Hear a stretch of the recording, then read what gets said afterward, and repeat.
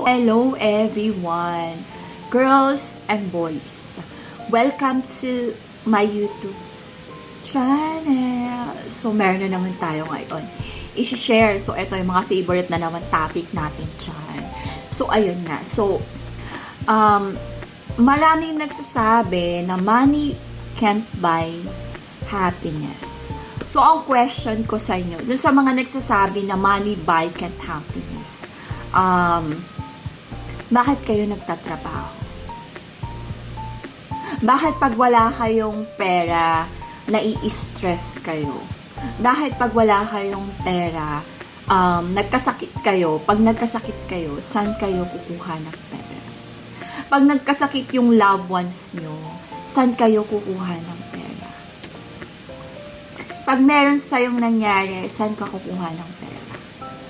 Diba? So, hindi ko mag-gets dun sa mga taong nagsasabi na money buy can't happiness.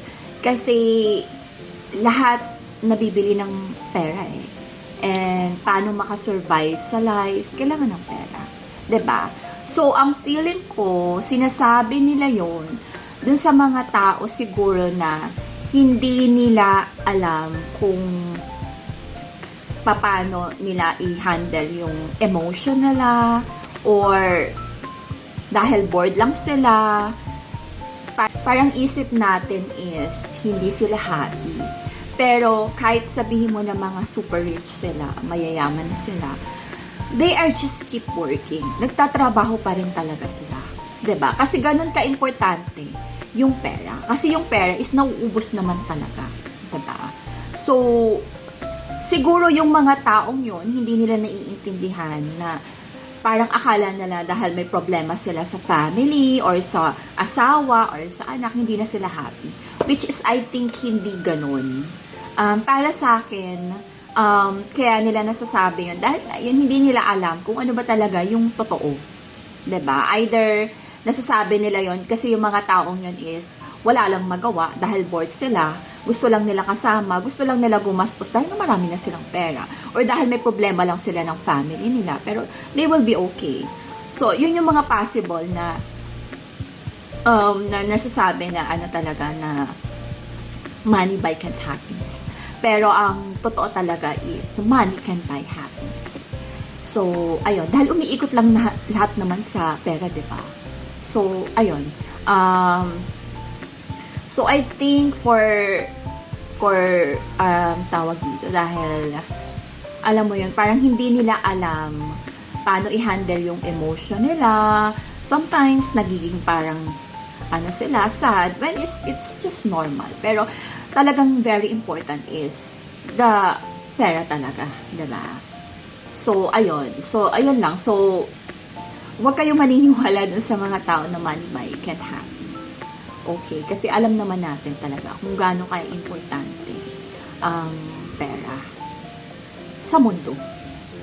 So, ayun. So, and then, siguro yung mga ibang tao is, dahil meron silang more on emotional, like that, parang, yeah, I mean, kanya-kanya kasi silang trip sa life. Diba? So, ayun. So, hindi natin masasabi yun. Basta, alam natin sa lahat na ang life is umiikot sa pera. Diba? Kaya nga, yung mga kahit mga super rich na talaga, parang they didn't stop. Diba? Yung iba naman mga nakikilala ko na super rich talaga is just enjoying life. But I think they are not because hindi sila masaya. I think they are just bored. You know, na wala lang silang magawa. Parang ganun.